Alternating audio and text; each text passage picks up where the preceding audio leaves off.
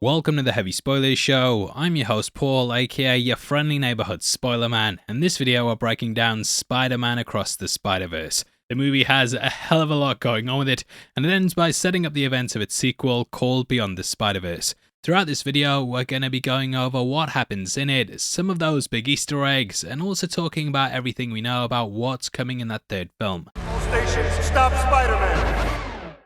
You? What, me?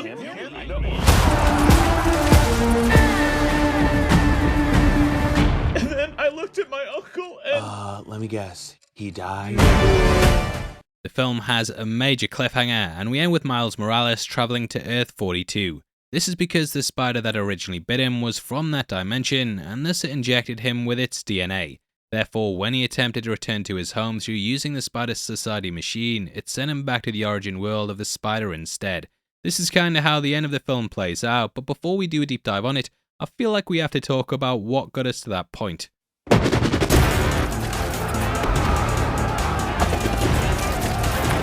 do you think you are? Really? We are supposed to be the good guys. We are.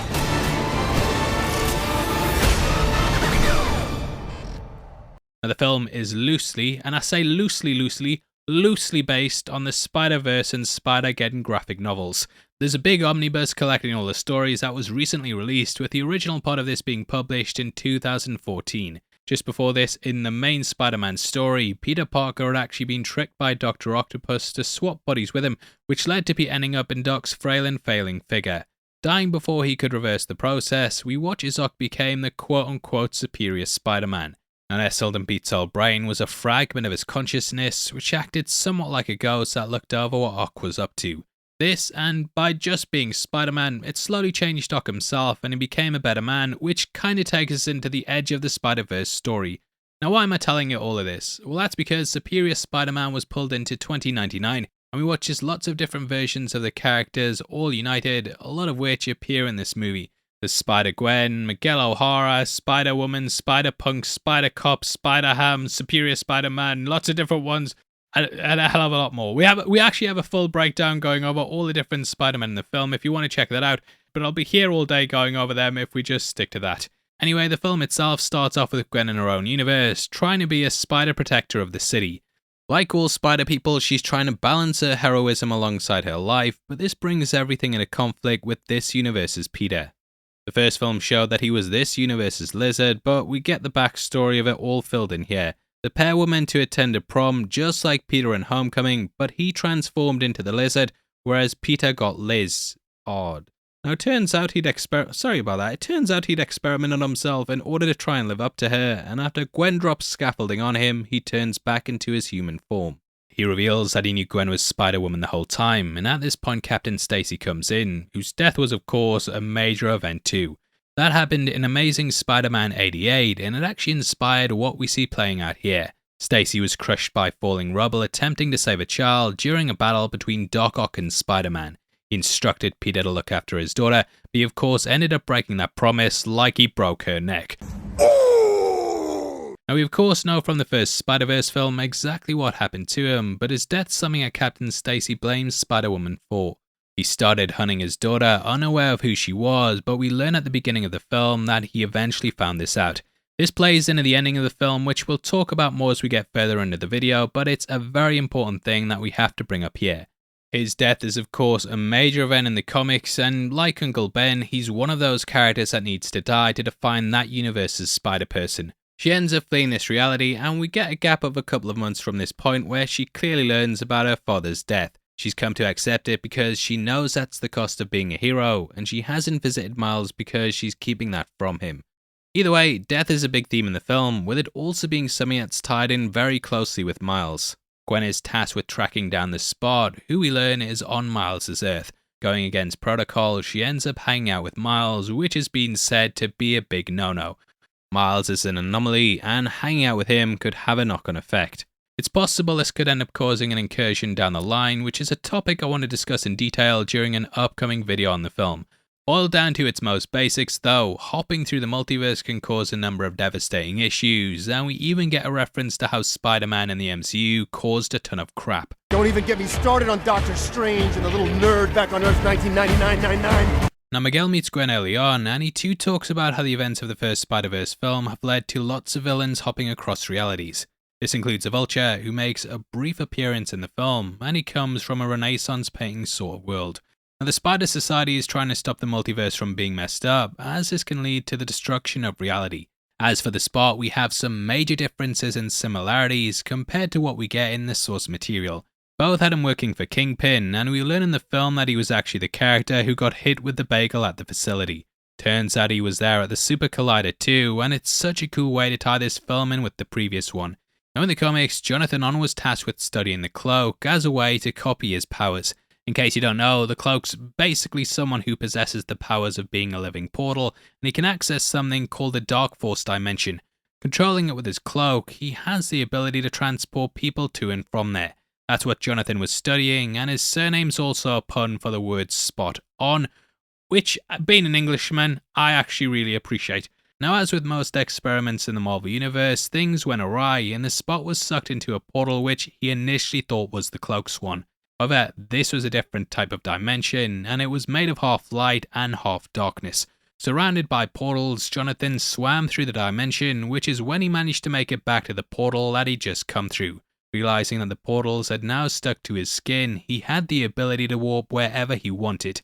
That's when he started using his powers for his own selfish reasons, and it's sort of like when Peter became a wrestler, which, I'll never forget, mate, you got your bloody uncle killed, you son of a bitch. See you, chump. Now they discover something similar in the film, with Gwen scanning the Spot's room to see him experimenting away.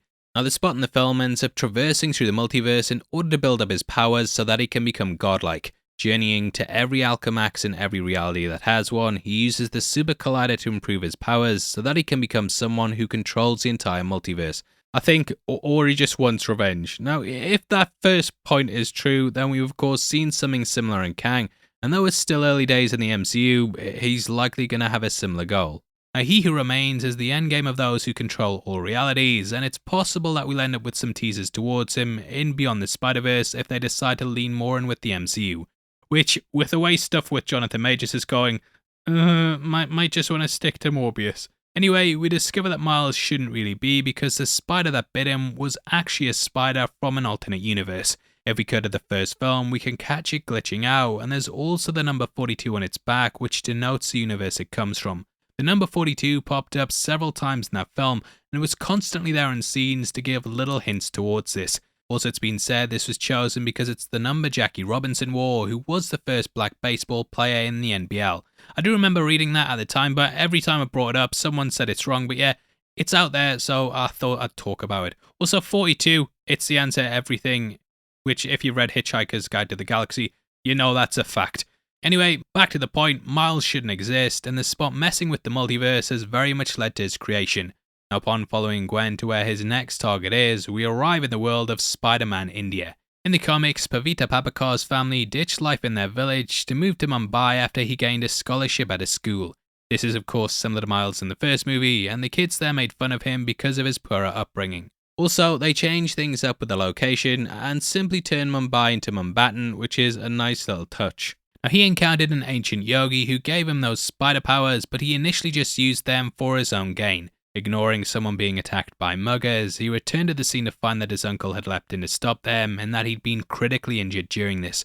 From this point onwards, he decides to use his abilities for good, and he's protected Mumbattan ever since. The Spot ends up using the Collider in his universe, and during this, Miles ends up seeing a vision in which he promises to take everything away from him.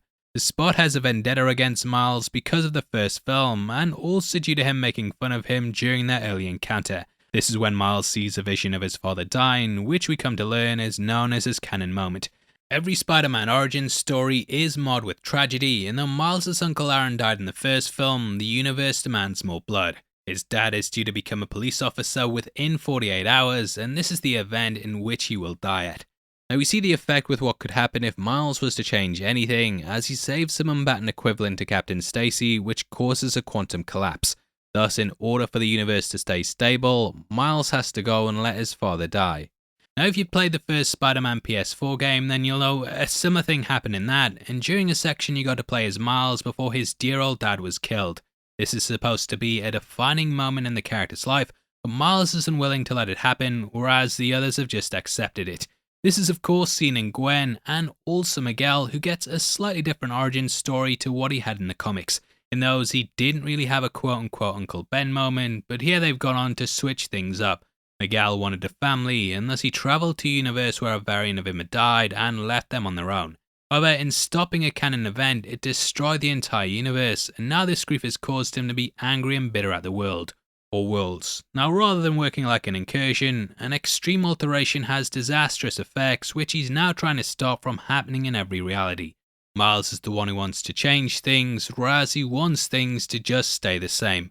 Going back to the MCU again, this entire organisation is run like the TVA, with it sort of being a dictatorship that stomps out any variants and anomalies. Known as Nexus events, in the grand scheme of things, this can ultimately lead to multiversal wars, incursions, and so on. This is why he didn't want Gwen seeing Miles, as it had the potential to lead to trillions of lives being lost. Now in the comics, Miguel O'Hara comes from the futuristic city of Nueva York, which is where he got a job working for the Alchemex Corporation. Working as a scientist for them, he was pressured into running an experiment on himself, which would imprint genetic codes onto humans. His DNA was spliced with that of a spider, and it gave the powers that we see him having here. The film is packed with lots of different cameos from across the Spiderverse. At one point we see the Lego universe, and here we get J.K. Simmons voicing J. Jonah Jameson. J. Jonah pops up at several points in the film, with his voice berating Spider-Man depending on what universe we're in. However, come the end we hear him talking about the Sinister Six cartel due to that universe not having its own Spider-Man. There's also Mrs. Chen from the Venomverse, who appears at one point as well. Captain Stacy's death from the Amazing Spider-Man shown, which is tied directly to Andrew Garfield's version, and the Raimiverse Uncle Ben death scene can be spotted on a monitor too. At this point in the movie, Miles is given a tour of the holding cells of villains that have hopped from one universe to another. You can catch the PS4 Spider-Man here, and also the little green Atari version of the Green Goblin. Amongst the cells, we can catch Donald Glover, and he's appearing as a live-action Prowler. This is one of the best Easter eggs in the entire Marvel Universe, as Donald was originally the inspiration for Miles. Back when Amazing Spider-Man was being made, Glover wore a Spider-Man costume in the Community episode called Anthropology 101. Brian Michael Bendis saw this, and he decided to create Miles, who ended up appearing in the Ultimate Universe. Glover went on to voice Miles Morales in the Ultimate Spider-Man cartoon, which is a great way to bring everything full circle. Unfortunately, Glover got too old to play Miles in live action, but they did a nice little nod to him in Spider-Man Homecoming. Cast as Uncle Aaron, Peter had a couple of run-ins with the character, and he even talked about his little nephew Miles. Cut it into the Spider-Verse, and we had a moment in Uncle Aaron's apartment, which is when we saw the episode of Community on the TV. This had him in the costume, and we had someone who was secretly the Prowler watching an actor who played the Prowler that had inspired the creation of his nephew by wearing a Spider-Man costume in the show that they had on TV in this scene. Add to this, my mind blown. Now they of course have pulled him across here for this amazing Easter egg, but I don't want to even explain all that and how deep the layers go with this added on top. However, it builds on so many cool bits of trivia, and it's easily one of my favourite parts of the film. Now, someone who becomes a big ally to Miles in the movie is my boy Spider-Punk. He's all about rebelling against the machine, not conforming to anything, and I loved hearing his constant little comments. Voiced by Daniel Kaluuya, he first debuted back in The Amazing Spider-Man 10, and this came from 2015. The character hails from Earth 138, and originally he was riffing on Spider UK. In the books, we discover that he was a homeless teenager named Hobart Brown who was transformed due to some Oscorp toxic waste. Known as a rocker, he pretty much always carries a guitar with him, and he's even used this to beat up Norman Osborn. He gives Miles a tip on how to escape by using his electrical venom powers, which aren't to be confused with the character Venom. After that, he ends up quitting the Spider team, and amongst them we also get to meet some others. Again, gone through them all in another video, but the main one's to focus on a Spider-Woman and the Scarlet Spider. Issa Rae's version of the character is loosely based on the Jessica Drew version, who actually appears throughout several parts of the film. She's a variant of her, and she's slowly been becoming a bigger character in the Marvel Universe. Introduced in 1978, she was just created because Stan Lee was worried that another comic book company would make their own character called Spider-Woman. Originally, Drew was only supposed to be in a Marvel spotlight, but she was so popular at the time that they decided to use her in more. Given a series with her, Marv Wolfman went over her backstory and he changed things up from what had been established. Spider-Woman was meant to be a spider that transformed into a woman, but this was pretty stupid, so they retconned it, so these were just memories implanted by Hydra. After several origin redos and retcons, we've ended up with the current one in the comics, whose mother was hit by a radiation beam when she was pregnant. Containing multiple spider genes, these gave her her powers, and she became one of the most prominent characters in the Marvel Universe. A Scarlet Spider has kind of been ostracized, but he originates from the Clone Saga that dominated the 90s. During that time, publishers were replacing the main heroes with other versions, and just in the same way that Batman was replaced by Jean-Paul Valley, Peter Parker was pushed out too. The Clone Saga, right, it went on forever and ever and ever and ever, and it was such a slog to get through at the time due to how long they dragged it out for. It's kind of hit some reverence over the last couple of years, but yeah, if you're planning on reading it, just stick to the essential titles. Hit a point where you could tell they didn't know how they were going to end it, and they just kept dropping filler comic after filler comic after filler comic. Now, the clone was actually created by the Jackal, and this was done by using Peter's DNA. When the Jackal was killed back in the 1970s, it was thought the doppelganger died with him. However, somehow in the 90s he returned. Realizing that he was a clone, he decided to live in exile, and this was so he didn't interfere with the main Peter Parker. Using his uncle's first name and Aunt May's maiden name, he was inspired to become his own person, and he settled on the name Ben Reilly. Sort of worked like a drifter, moving from town to town helping people, and this allowed him to keep a low profile. His spider sensei did several police investigations, and he fell in love with a woman named Janine who was too on the run. Being racked with guilt, she ended her own life, and then Ben became a janitor at a Portland high school. He saved a woman from some home invaders and was once more inspired to use his great powers to take on great responsibilities. As Uncle Ben says, with great responsibility comes great rice, and he continued living life like this until he went back to New York. Confronting Peter, he worked alongside Spider-Man as the Scarlet Spider, and eventually became the main one after it seemed clear Peter didn't want to do it anymore. Now, one of the big twists in the comic was that Peter was thought to be the clone, and that Ben was actually supposed to be the original. It drove Peter almost insane, and though they kept their names, he ended up quitting. Of course, this was eventually all revealed to be untrue, and Peter Parker took the role back on as the main one, but there was a time where Ben was your main Spider-Man. Though he wasn't that loved at the time by the majority, I'd say, the guy's definitely built a cult following, and his amazing costume design looks so cool in the film. Also, whenever I say, like, this character wasn't that popular back then, you'll always get someone like, yeah, they were, mate, yeah, they were. Well, why was he changed back then? Why was he changed back, you f***ing dickhead? I'm not lying about the 90s, mate. That's the one thing I won't lie about. Come on. Anyway, that takes us into the final few scenes, in which we watch as the Spider Society try to track down Miles, whilst Miles tries to get back to his dad. Returning to an Earth that looks like his, he finds his mother and confesses everything, but it's not all that it seems. His mum has no idea who Spider-Man is, and his Uncle Aaron is still alive. This is actually Earth 42, which is where the original Spider came from, and due to its absence, things have changed drastically. Aaron is still alive and well, and this is due to the Kingpin not killing him, because he never needed to due to Spider-Man not being there. However, the event that caused Jefferson's death still remains, and this has sent Miles off on a completely different path. He's now the prowler of this universe, a complete badass, whilst his Uncle Aaron works alongside him. Beaten and tied up, we end with Miles captured, and he's then confronted by Prowler Miles. His interest is piqued by the fact his father's still alive, and he learns that he's out there somewhere in the multiverse. Though we don't exactly learn what he wants to know about him, I think it could hint to what his end goal is. Personally, I think that he might just want to travel out of that reality and take Miles' place so he can be with a family he never had. The whole movie is kind of about Miles realizing just how good his family is, and that he should embrace them instead of hiding away who he is. This is why he confesses to his mother at the end of the film, but it's obviously a different one that he's doing it to. Also, nice little touch, but Miles pronounces his name with more of an Espanol twang to it, which is likely due to his mother being there whilst his father isn't. I hope I don't get cancelled for that. But I think he misses the dynamic though, and will do whatever he can to see him. Now, this is very similar to the Kingpin in that first Spiderverse film. He was seeking out a version of his family from another reality, and Miguel of course followed a similar sort of motif. Both had disastrous effects, with this clearly being a theme that the villains follow in the film. I think with it being something that we see in both of the antagonists, that this will also be something that's carried across to Prowler Miles in that next movie.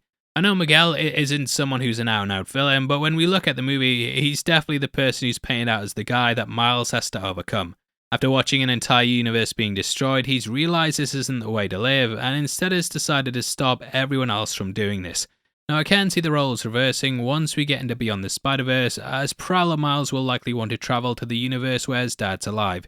However, this will have dire consequences, and it could lead to Miles' universe being destroyed, which means that Miles has to take on the Miguel role. This will mean that he has to stop his Prowler variant from getting out to his universe, and it brings a whole new meaning to the phrase, your own worst enemy. Now Miles likely isn't going to be held there for long, as we do see his finger touching the chain on the punching bag and then start to spark up.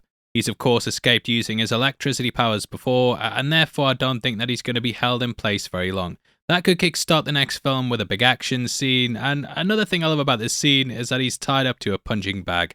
If you go back to Into the Spider-Verse, that's how Peter B. Parker was tied up too, and it's just a nice way to bring these situations together.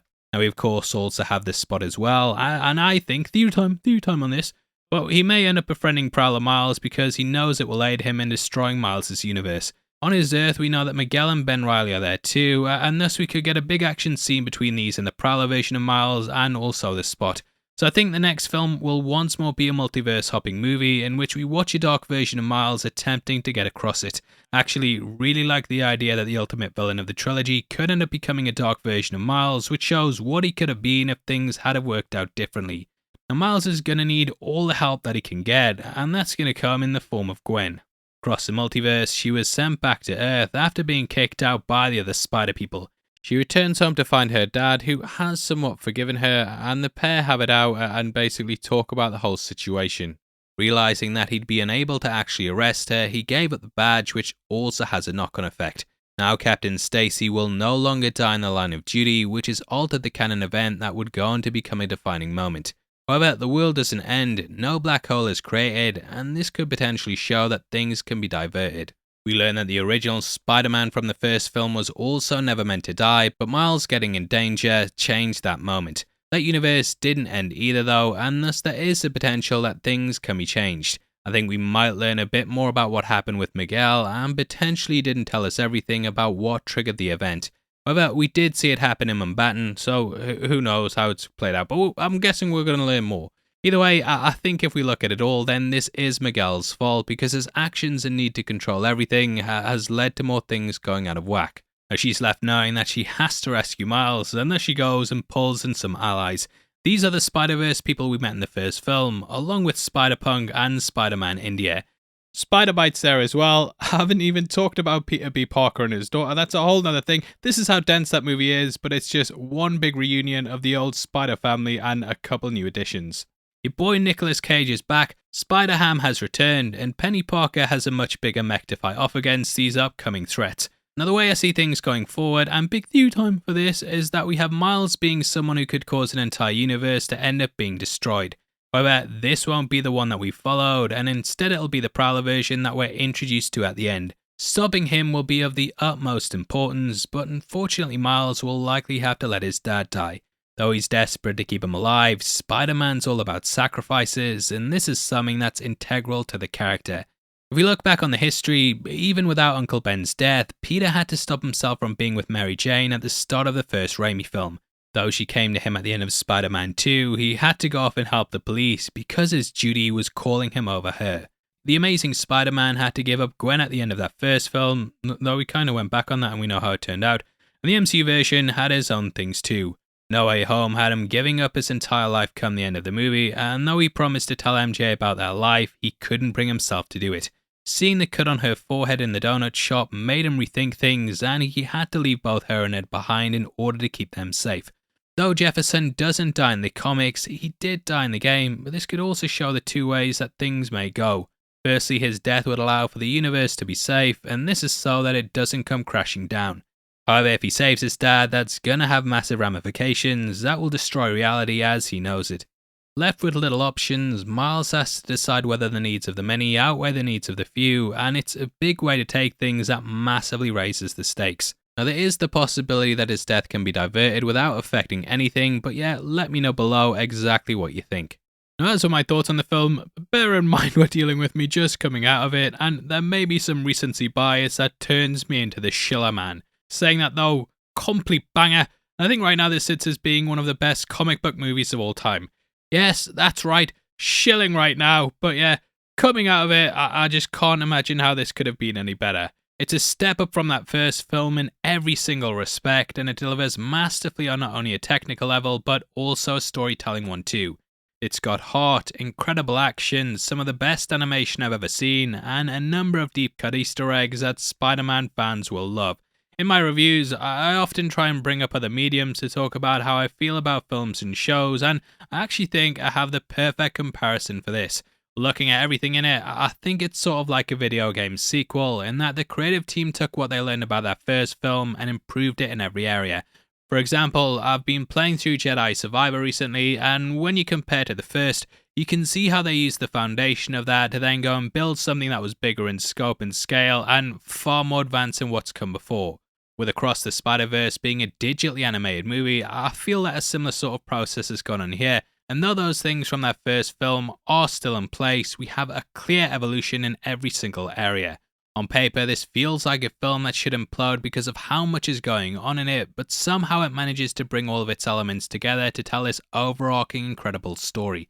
You've got hundreds of different spider people, high concept ideas like the multiverse, fatalism, destiny, but it's all wrapped up in a kid-friendly package that makes the stupendous easy to understand. Amy Pascal's also just announced that they're doing a live-action version of Miles very soon, and coming off the back of this, I can't wait to see that play out. Comic book films have taken a real knock the last year, with us getting cookie-cutter by the number of releases that add weight to the criticisms that non-fans have over the genre. However, I think this is something that fans can be proud of, as it shows the best that the genre can be by redefining our expectations and going above and beyond them. Again, it could be recency bias, but either way, I think I'm going to have a lot of love for this film, and I actually suspect that on a second watch, it's probably going to be something I enjoy even more. Coming right out of this, I think it's going to be a long time before a film tops just how outstanding this is, and though I have hopes for The Flash, it's going to be difficult to outdo this. I know you shouldn't be pitting two films together like this, so you know what, I'm not going to do it, but I'm going to celebrate the fact that it feels great to be a comic book fan right now. However, I do have some criticisms, and when watching it, I did feel like that first half hour was pretty slow. Looking back on it, it all made sense to focus on what they did to pay it off at the end, but at the time watching it, I was kind of a bit meh on the opening. I had the movie hyped up massively, and then, you know, it got off good. Yeah, I'm not saying it was bad, but I was kind of thinking, where's this big thing that I'm supposed to be going crazy over? However, once they go to Nueva York, everything gets incredible, and it was so good seeing them knock it out of the park like that. Across the Spiderverse is an outstanding achievement, and for me it scores a 9.5 out of 10. Might drop in a couple of months, you know, time can make you view things differently, but coming right out of this, I can't recommend it any higher. If you agree with us, then let us know in the comment section below. If you think I'm shilling, I'd love to hear that too. And yeah, just drop a comment to let us know your thoughts on the film. If you want to support the channel for as little as 99 cents a month, then please click the join button below, and as a thank you, you'll get access to early videos every week. We also have our merch store over at zeroedition.com, and this sells lots of nerdy inspired t-shirts, hats, and more. We're currently pushing a limited edition Peacemaker and Drax inspired t-shirt, so if you want to head over there after this and help us out, then the link's in the description. Now if you want something else to watch, we've got a breakdown on screen right now, so definitely head over there right after this. Out of the way, huge thank you for sitting through the video. I've been Paul, and I'll see you on the next one. Take care, peace.